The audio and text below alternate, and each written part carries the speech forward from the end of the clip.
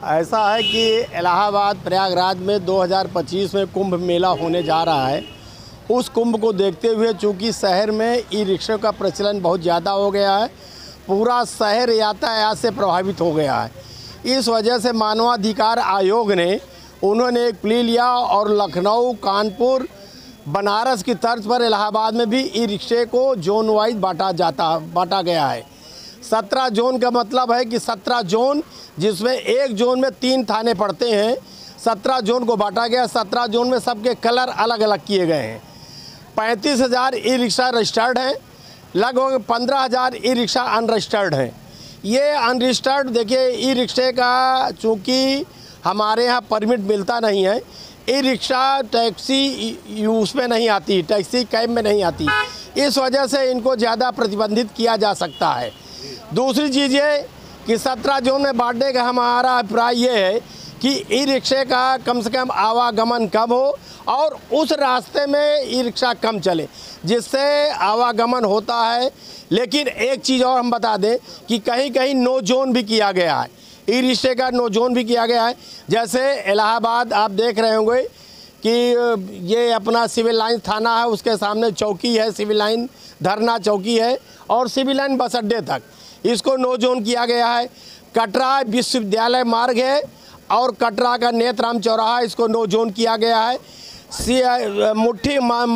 मुट्ठीगंज चौराहे से लेकर के और चौक तक इसको नो जोन किया गया है। जांसगंज चौराहे से लेकर के और चौक घंटा घर करके इसको नो जोन किया गया है।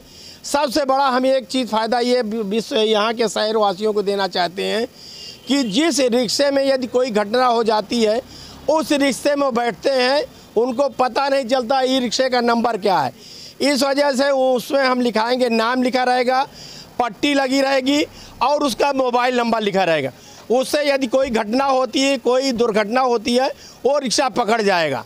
शहर के अंदर 5 किलोमीटर तक ही रिक्शा चल सकते हैं, लेकिन यदि रिक्शा चाहें तो यहाँ से बुक करके नवाबगंज भी चले जाते हैं। ई रिक्शे का बैटरी की क्षमता 70 किलोमीटर होती है। 70 किलोमीटर के बाद ये रिक्शा खड़े हो जाते हैं, फिर पुनः उनकी बैटरी चार्ज करनी पड़ती।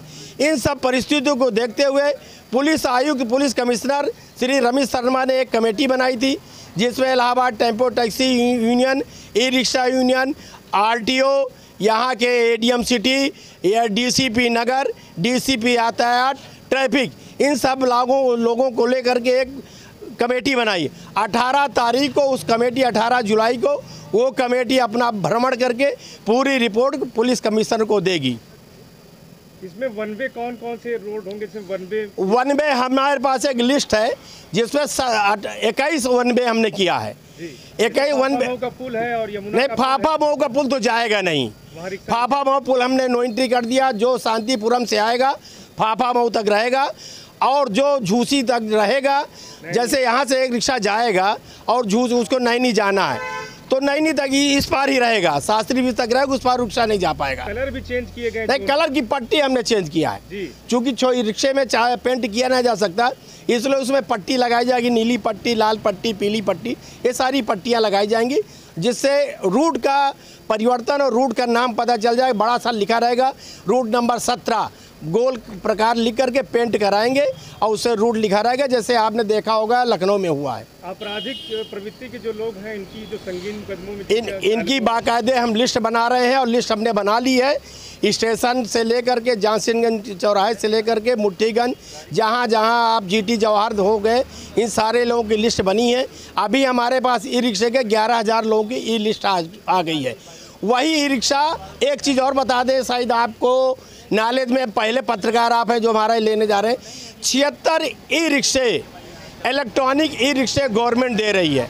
वो कुंभ मेले के अंदर चलेंगे, वो एक एजेंसी को दे दी है।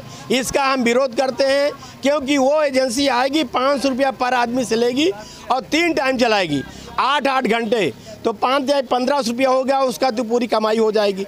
अब वही रिक्शा कुंभ मेले में चलेंगे। हमारा यही विरोध है कि जो जनरल ई रिक्शा वो भी कुंभ मेले के अंदर जाना चाहिए। परिचय दीजिए अपना। मेरा नाम रघुनाथ द्विवेदी, मैं उपाध्यक्ष हूँ Allahabad tempo e rickshaw union का।